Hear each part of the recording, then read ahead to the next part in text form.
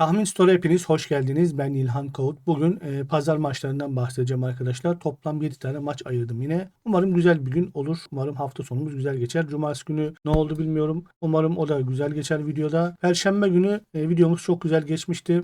Bugün de yine güzel maçlar var. Yine bazı maçlarda alt üst seçeneğinde deneyeceğiz. Güzel oranlar çıkartmaya çalıştım. Umarım beğenirsiniz. Hazır beğeni demişken videoya geçmeden bir like atarsanız da sevinirim. Hemen ekranlara geçiyorum. İlk maçım arkadaşlar Almanya Bundesliga'dan saat 3.30'da başlıyor. Hertha Berlin Schalke maçıyla başlıyoruz. Maçta bol gollü bir maç bekleniyor. %75 2.5 üst verilmiş. %63'te KG görünüyor arkadaşlar. Hemen iç saha dış saha performanslarına bakalım. Son hafta Schalke 2 haftada çıkışları. Son haftada 3-3 berabere kalmıştı. Paderborn'la 3-3 berabere kaldı. 90 artıda attığı golle. 2.5 üst yüzdesi yüksek. %73 çünkü ya kendisi 3 tane atıyor ya kendisi 3 tane yiyor. O yüzden 2.5 üst yüzdesi daha yüksek görünüyor. Schalke 30 puanda düşme potasına yakın bir mağlubiyet alırsa Eintracht Frankfurt'ta yer değiştirebilir. O yüzden Schalke'ye puan lazım. 2 haftadır çıkıştalar. 3 gol atıyorlar kendi başına. Bugün yine deplasmanda bir tane gol atabilirler. Hertha Berlin'de çünkü gol yiyen bir ekip. Onlara da bakacağım birazdan. Schalke deplasmanda ne yapıyor? Bir maç gol yememiş. 4 maç gol atamamış. Hangi maçlarda gol atamamış? Onlara bakalım. Ligin ilk haftasında Braunschweig'e gol atamamış. Karlsruhe'ye gol atamamış ama ondan sonra 2 gol, 3 gol, 2 gol atabilmiş. Hansa Rostock'u deplasmanda yenmişler. Kaiserslautern'e bir gol atabilmişler. Burada son 2 haftada deplasmanda oynadığı maçta da Holstein Kiel'le Magdeburg'a gol atamamış. Magdeburg biraz sıkan bir takım. Normal sayılabilir. Hertha Berlin'e bakalım. Onlar da 34 puandalar. Yani onlar da aslında bir mağlubiyet alırsa biraz alt sıraya yaklaşabilirler ama biraz daha rahat bir takım. Onlar bu sıkıntıyı yaşayacağını zannetmiyorum. Evinde kazanabiliyorlar çünkü 1-2 maçta kazanıp orta sıralarda kalırlar diye düşünüyorum. Evinde oynadığı maçta da %67 KG oluyormuş genelde. Kaç maçta gol atamamış? 2 maç gol atamamış. 3 maçta da gol yememiş arkadaşlar. Gol atamadığı maçlar ilk hafta Wehen, kendi evinde Wehen'le oynadığı maçta gol atamamış. Bir de Osnabrück'a gol atamamış. Sonrasında 2 gol, 3 gol Magdeburg, Holstein Kiel 2 gol. Kendi evinde Elversberg'e 5 gol atmış. Paderborn 3-1 ile geçmiş. Yani kendi evinde ikinci golü rahat atabiliyor aslında. Burada bir St. Pauli maçı var. İkinci golü atamadı. Onun dışında Hamburg var. Hamburg'la St. Pauli zaten biri birinci, biri ikinci. O yüzden iyi takımlar dışında genelde 2 tane gol atabiliyor. Schalke ne yapıyor? Onlara bakalım. Onlar da deplasmanda 3 gol yeme potansiyeli bayağı yüksek. O yüzden zaten 2.5 üst yüzdesi daha yüksekti. 2.5 üst oynayabiliriz. KG de oynayabiliriz ama KG'nin oranı düşük. Oynarsak 2.5 üst oynayacağız. 2.5 üst önereceğim. Bunun yanına 2.5 üst artı KG'yi deneyebiliriz. Oran 1.57'ye çıkıyor. Ama şöyle bir şey var. 1.45 ile 1.57 arasında pek bir fark yok. Yani oynamaya değmez. Bir gol için artı 12'lik bir farkı değmez arkadaşlar. O yüzden 2.5 üstte kalalım. 2.5 üst oynayalım. Daha sonra ne oynarsak ne oynayabiliriz derseniz ev sahibinden 1.5 üst gol görürüz diye düşünüyorum. Ev 1.5 üst deneyebiliriz. 1.72 oranı var. Ben birini bir kupona yazdım. Bunu da ikinci kuponuma yazdım 1.72'den. Bunu da değerlendirmeyi düşünüyorum. Geçelim diğer maçımıza. Hatayspor kendi evinde Samsunspor'u ağırlayacak. Arkadaşlar maçın KG yüzdesi %72 görünüyor. Ben de biraz araştırdım. Aslında KG'nin dışında başka bir seçenek aldım. KG de oynanabilir ama başka bir seçenek aldım. Onu da göstereceğim arkadaşlar. Hatayspor'un 30 puanı var. Düşme potasına girmiş iyice. Yani acilen puana ihtiyacı var arkadaşlar. Samsun'un da 36 puanı var. Biraz daha rahat gibiler. İyi oynuyorlar. Samsunspor bu düşme tehlikesini yaşamaz diye düşünüyorum. Deplasmanlarda kazanamasa bile evinde kazanacaktır diye düşünüyorum. Artı Hatayspor'un çok zorlu maçları da var. Galatasaray maçı var burada. Beşiktaş deplasmanı var. Yine Ankaragücü var. Bunlar da direkt rakibi düşme potasındalar. Antep var burada yine düşme potasındaki rakipleri. Yani Hatayspor'un maçları çok zorlu. Buradan çıkabileceğini çok zannetmiyorum. İnşallah çıkarlar diyelim. Samsunspor'a bakalım. Onlar biraz daha rahat. 36 puanları var zaten. Zaten formdalar da. Evinde zaten son 3 maçını 4 maçını kazanmış yani. Evinde kazanabiliyor bu takım. Deplasmana bakıyor. Ona ne yapalım? Bize önemli olan deplasman. Deplasmanda ne yaptığı? Deplasmanda gol yemediği maç yok. Tüm maçlarda gol yemiş. 5 maçta gol atamamış. Kimlere gol atamamış onlara bakalım. İlk haftalarda burada Antalya, Rize, Ankaragücü, Pendik 4 maç üst üste bir gol atamamış. Ondan sonra gol atmaya başlamışlar. Özellikle şurada 1-1'lik çok skor çıkarmış. Fenerbahçe, İstanbul, Antep 1-1'lik sonuçlar çıkarmış. İstanbulspor'a gol atamamış Başakşehir'e. Onun dışında gol atabiliyorlar. Hatay'a da yine gol atacaklarını düşünüyorum ben bugün. Bir tane golü var gibi görünüyor bana. Hatay ikinci gol atması lazım kazanması için. Ama onlar da ikinci golü zor atıyor. Sadece Fatih Karagümrük'ü 3-1 yenebilmişler. Onun Onun dışında ikinci golü çok zor. Ligin ilk haftalarında iyi ama son haftalarda onlarda gol sorunu çekiyor gibi görünüyor. Şöyle bir şey deneyeceğim. Son haftalarda baktığımızda Hatayspor'un maçları 1-1, 1-1, 1-1 geçiyor genelde. Burada bir 3-1'lik sonuç çıkmış. O da 90+5'te gelmiş gol. Yani yine 3 gol barajında kalacak gibi. Son 2 maçı yine 2 gol barajında. Samsunspor'a bakalım. Onlar da yine son 4 maçın 3'ü 1-1 ve 2-3 gol barajında kalmış. Kendi aralarında oynadık maçlara da baktım geldi. Onlar da yine 2-3 gol bandında bitiyor. Benim ilk tercihim 2-3 gol olacak arkadaşlar. Yine maç 1-1 bitecek gibi geliyor bana. İlk tercihim 2-3 gol. Daha sonra da karşılıklı gol varı deneyebilirsiniz arkadaşlar. 2 tercihim olacak. Yani 2 tercih arasındaki seçim size kalmış ama benim ilk tercihim 2-3 gol olacak. Bunu da ikinci, üçüncü kuponuma, sürpriz kuponuma ekledim arkadaşlar. Skor olarak da 1-1 oynamak isterseniz onun oranına da baktım. 7.73'lük bir oranı var. Büyük ihtimal yine 1-1 bitecek gibi geliyor bana. Aklına yatanlar skoru da denemek isteyenler ufak miktarda deneyebilirler arkadaşlar. Geçelim diğer maçımıza. Sevilla kendi evinde Celta Vigo'yu ağırlayacak. Sevilla pazartesi günü oynadığı maçta Almeria ile 2-2 berabere kalmıştı. O maçı değerlendirmiştik. Deplasman yarı kazanır almıştık Sevilla maçında. İkinci yarı 80'den sonra 2 tane gol attı. Bir tane yedi ama yine de yarıyı kazanmış olduğu seçeneğimiz geldi ama yine de sıkıntılı bir maç oynadı diyebilirim. Almeria mesela kötü bir takım. Ondan da 2 tane gol yediler. İç sahada ne yapıyor? Onlara bakalım. 28 puandalar. Yani biraz düşme potasından yukarı çıktılar ama hala da bir matematiksel olarak şansları var yani düşebilirler. O yüzden yine galibiyet almaları lazım. Kendi evinde 2 maçta gol yememişler. 2 maçta gol atamamışlar. Yani %71 ile KG oluyor maçları. Gol atamadığı maçlara bakacağız. Getafe ile Bilbao'ya gol atamamış. Onun dışında yine son 4 maçları gol atıyor. Son 2 maçını kazanıyor. Atletico Madrid'i 1-0 yendiler. Real Sociedad'ı 3-2 yendiler ve 2 tane güçlü takımı yendiler diyebilirim evinde oynadıkları maçta. Celta Vigo'ya bakalım. Onlar da 24 puandalar. Düşme potasına yakınlar. Bugün mağlubiyet alırlarsa Cadiz'den gelecek bir galibiyetle alt sıraya düşebilirler. Bir bakalım deplasmanda nasıl oynuyorlar. Onlar da deplasmanda %64 KG ile oynuyorlar. Gol yemediği maç sayısı 3. Gol atamadığı maç sayısı 4.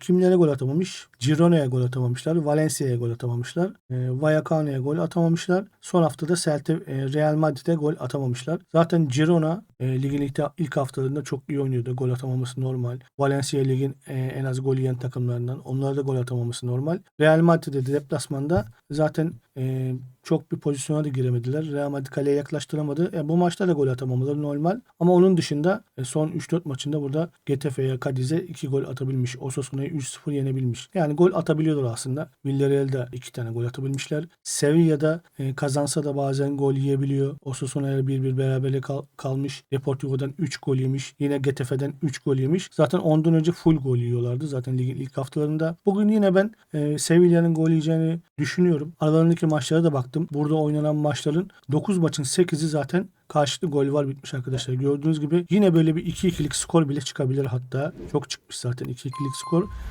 Sevilla ya 2-1 kazanır ya da maç 2-2 biter diye düşünüyorum. Maç sonu ilk önce karşılıklı gol var oynayacağız tabii. İlk tercihim bu olacak. Daha sonra buna üstü de ekleyebiliriz diye düşünüyorum.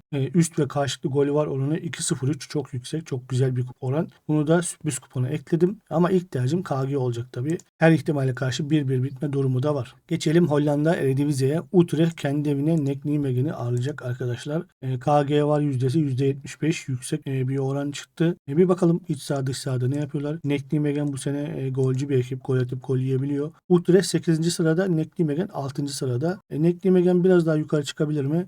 Ajax'ı geçebilirler belki ama zaten aynı şey potada kalacaklar gibi. Utrecht'in belki Heerenveen'e geçilme şansı var. Heerenveen biraz formda. Onların bugün zor bir maçı var. Feyenoord'la oynayacak ama yine de burayı kaptırabilirler. Go Ahead Eagles'ı geçebilirler mi? Go Ahead Eagles da iyi oynuyor. Onları geçme şansları biraz zor gibi. Yani 8. sırayı kaptırmak istemeyecek Utrecht. O yüzden evinde kazanmak zorunda. Kendi evinde oynadığı maçlarda %67 karşılıklı gol var olmuş arkadaşlar. İç saha maçlarına bakalım. İç sahada 2 maçta gol yememiş. Yine 2 maçta gol atamamış. 20 gol atıp 20 gol yemiş. Yani attığı kadarını yiyor aslında. Heerenveen'e gol atamamış. İlk hafta burada. Bir de Almeres diye gol atamamış. Onun dışında 9-10 haftadır gol atabiliyorlar. Hatta 4 gol, 2 gol Yine Volendamo 4 gol attığı var. Son 3 maçın ikisinde 4 gol atabilmiş kendi evinde. PSV bile gol atabilmişler. PSV ligin çok az gol yiyen takımı. AZ Alkmaar yine ligin az gol yiyen takımlarından biri. Nek Nijmegen ne yapmış ona bakalım. Onlar da deplasmanda %83 ile karşılıklı gol var oluyor maçları. Deplasmanda gol yemediğim maç yok. Sadece 2 maçta gol atamamışlar. PSV'ye gol atamamışlar. Çok normal. PSV zaten çok az gol yiyen bir ekip. 3-4 takım dışında gol yemedi. Bir de Walvik'e gol atamamışlar. Onun dışında yani çoğu maçta 2 gol bile atabiliyor gördüğünüz gibi. Twente'ye 3 gol atabilmişler mesela. Twente yine ligin az gol yiyen takımlardan. Evinde gol yemez. AZ Alkmaar evinde çok nadir. Çok az gol yer mesela. Feyenoord bile zorlandı burada gol atmakta. Onun dışında Feyenoord'a 2 gol atmış. İyi takımlara bile 2 gol atabiliyor. Goat Eagles'a bile 2 gol attılar. Goat Eagles yine evinde çok zor gol yiyen bir ekip. Onlara bile gol atmışlar. Bugün yine karşılıklı gol var önereceğim. Hatta bunu ilk ideal kuponumu aldım yani. En çok güvendiğim kuponu aldım. Karşılıklı gol var oynadım. Aklınız yatıyorsa siz de kuponlarınızda deneyebilirsiniz. Geçelim diğer maçımıza arkadaşlar. İngiltere 2'den bir maç aldım.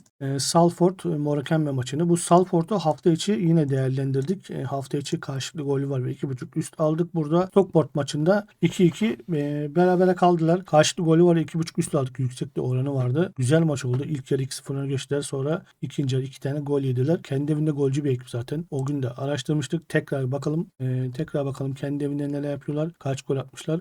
19 maçın 15'i burada karşılıklı golü var almış. Sadece bir maçta gol yememiş. 4 maçta gol atamamış. Yani her takımdan neredeyse gol yiyor. Gol atamadığı takımlar burada Notts County, Wimbledon, Grimsby, bir de Gillingham'a gol atamamışlar. Onun dışında zaten 7-8 haftadır da gol atabiliyorlar. Hatta son haftalarda formdalar yani 2 gol, 3 gol, 2 gol, 5 gol Barrow atmışlar. Yine son hafta 2-2 bitti maçları. Morecambe'ye bakalım. Onlar gol atabiliyor mu? Deplasmanda %63 golle oynuyorlar. Deplasmana bakalım. Bir maçta gol yememiş, 6 maçta gol atamamış. Yani onlar da gol yiyecek kesin gibi. Hatta ikinci golü de yine yiyebilirler diye düşünüyorum. Onlar da deplasmana 2 gol, 3 gol atabiliyorlar son haftalarda. Crewe Alexandria'yı 3-2 yenmişler. Newport'a 5-3 yenilmişler. Yine arkadaşlar karşılıklı gol var oynanabilir bu maç. Oran düşük 1.39. Eğer size bu yetiyorsa direkt bunu oynayın 1.39'dan. Ben bunun yanına üstü de ekleyeceğim. Yine hafta içindeki maç gibi üst ve karşılıklı gol var oynayacağım. Yine aynı şekilde geleceğini düşünüyorum. Yine böyle 2-2, 3-2'lik bir galibiyet çıkabilir. Morecambe deplasmanda çok gol yediği için Salford maçı kazanabilir diye düşünüyorum. 3-2'lik falan böyle bir skor çıkabilir yine.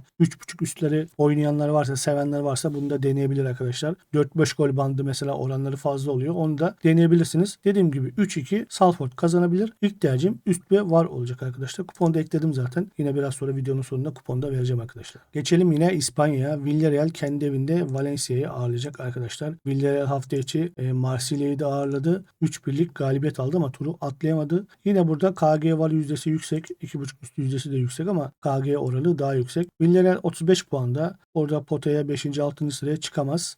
Ama yine de galibiyet almak isteyecektir. Çünkü formdalar. Özellikle Charlotte çok iyi oynuyor. Burada Charlotte'un hat-trick yaptığı bir maç vardı. Yine Betis deplasmanında 3. gol atmıştı sanırım. Charlotte çok güzel oynuyor. Bir de takımı da çok iyi yönlendiriyor. Pasları da çok iyi. Takımı hücuma çok iyi kaldırıyor. Valencia'ya bakalım. Onlar ne yapıyor deplasmanda? Onlar da 13 maçın 7'si KG olmuş. Sadece bir maçta gol yememişler. 5 maçta gol atamamışlar ama bu sene golcü bir takım. Valencia gol atabiliyor. Bence bugün Villarreal'e gol atacaktır. Villarreal zaten bu sene özellikle çok gol yiyorlar arkadaşlar. O yüzden orta sıralardalar. Ligin üst sıralarına çıkamadılar. Şuralarda zaten çok aşırı gol yiyorlardı. Son haftalarda biraz gol yememeye başladılar ama Valencia'nın bir tane gol atacağını düşünüyorum. Zaten hafta içi maç da yaptılar. Biraz onun yorgunluğunu da hissederler diye düşünüyorum. 1.89 oran vermişler ama ben 1.89 orandan Villarreal'e oynamam.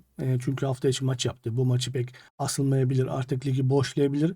Karşılıklı gol var oynayacağım. İlk tercihim bu olacak. Bunun yanına yine üstü de ekleyeceğim. Karşılıklı golü var ve 2.5 üstü de sürpriz kuponumu ekledim. İlk tercihim karşılıklı gol var. Oran da yükselmiş mi düşmüş mü?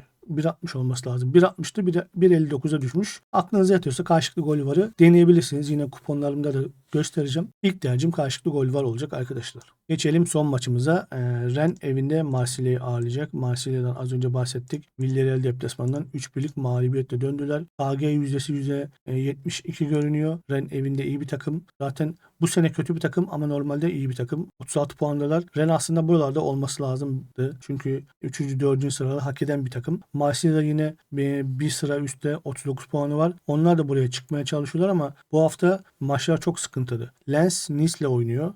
Olimpik Marsilya'da da Rennes'le oynuyor. Burası bu hafta karışacak gibi. Evinde Rennes'in kazanacağını düşünüyorum. Marsilya çünkü deplasmanda biraz bir tık daha kötü oynuyor. Zaten son 4 maçın 3'ünü kazanmışlar. Kendi evinde güzel gol atıyor. Kaç maçta gol atamamış? Bir maçta gol atamamış. Bir maçta gol yememiş. KG yüzdesi çok yüksek. Kendi evinde oynadığı maçta da %85 karşılıklı gol var olmuş arkadaşlar. Burada Lyon'a gol atamamış. Nice'ten gol yememiş. Onun dışında diğer maçlarda bütün hepsi karşılıklı gol var bitmiş gördüğünüz gibi. Marsilya deplasmanda da bir tık daha az gol atıyor diye hatırlıyorum. 12 maçın 7'si karşılıklı golü var olmuş. Yani gol yemediği maç 0, gol atamadığı maç sayısı 5. Burada Nice'e gol atamamış. İlk haftalarda Paris Saint-Germain'e gol atamamış. Lens'e gol atamamış. Brest'e gol atamamış. Bu 4 takım da zaten ligin en az gol yiyen takımlarından. Lens, Nice bunlara da deplasmanda gol atmak çok zor. Brest bu sene çok iyi oynuyor. Yine çok az gol yedi. Onlara da gol atmak çok zor. Lyon da zaten burada bir çıkış arayan bir takımdı. Burada da Marsilya'yı 1-0 yendi. Yani gerçekten gol atamadığı maçlarda da mazereti var diyebiliriz. Bugün Rennes kolay gol yiyor evinde. Onlara bir gol atacağını düşünüyorum. İlk tercihim karşılıklı golü var olacak. Marsilya biraz yorgunluk hissedebilir. Rennes maçı kazanabilir burada ama ilk tercihim karşılıklı gol var olacak arkadaşlar. İsterseniz üstü de ekleyebilirsiniz ama ben direkt karşılıklı gol var olup bıraktım. Zaten kuponumu da öyle ekledim. Aklınız yatarsa siz de ekleyebilirsiniz. Yine 3 tane kupon yaptım arkadaşlar. Dilerseniz onları da göstereyim. İdealden sürprize doğru 3 tane kupon yaptım. Aklınıza yatan beğendiğiniz kupon varsa deneyebilirsiniz arkadaşlar. İlk kupon Hertha Berlin Schalke maçına 2.5 üst aldım. Utrecht Nijmegen maçını karşılıklı golü var aldım. Salford Morecambe maçını üst ve var olarak aldım arkadaşlar. Burada Salford'u siz isterseniz sadece karşılıklı golü var olarak da deneyebilirsiniz. Böyle oynarsanız 3.61 yapıyor. Sadece karşılıklı golü var olarak oynarsanız 3.02 yapıyor. Burada seçim size kalmış. Diğer kuponum Sevilla Celta Vigo maçını karşılıklı golü var aldım. Villarreal Valencia maçını karşılıklı golü var aldım. Rennes Marsilya maçına karşılıklı golü var aldım arkadaşlar. Bunun oranı da yine 3.96 yapıyor. Burada Villarreal'in mi? Bunun oranı da 3.96 yapıyor arkadaşlar. Bir de sürpriz kupon yaptım. Yine 4 maçlı. Hertha Berlin Schalke maçını ev 1.5 üst aldım. Bu sefer buraya 1.72 oranı var. Hatay Samsun maçını 2-3 gol olarak aldım. 1.77 Celta Vigo'ya, Sevilla Celta Vigo'ya üst ve var olarak ekledim. Yine Villarreal Valencia maçına üst ve var olarak ekledim arkadaşlar. Bunun oranı da yaklaşık 12 oran yapıyor. 11.99. Denemek isterseniz yine kuponlarınızı ekleyebilirsiniz. Bu kuponların aynısını oynamak zorunda değilsiniz. Burada değiştirebilirsiniz. Kendi şansınızı da deneyebilirsiniz. Benim şansıma ortak olmak isterseniz yine aynı şekilde oynayabilirsiniz arkadaşlar. Diyelim ve günü bitirelim arkadaşlar. Bugünlük bu kadar da yine 7 tane maç çıkartmaya çalıştım. Güzel oranlar bulmaya çalıştım. Umarım cumartesi pazar çok güzel geçer. Herkese kuponlarında bol şans diliyorum. Kendinize iyi bakın. Hoşçakalın.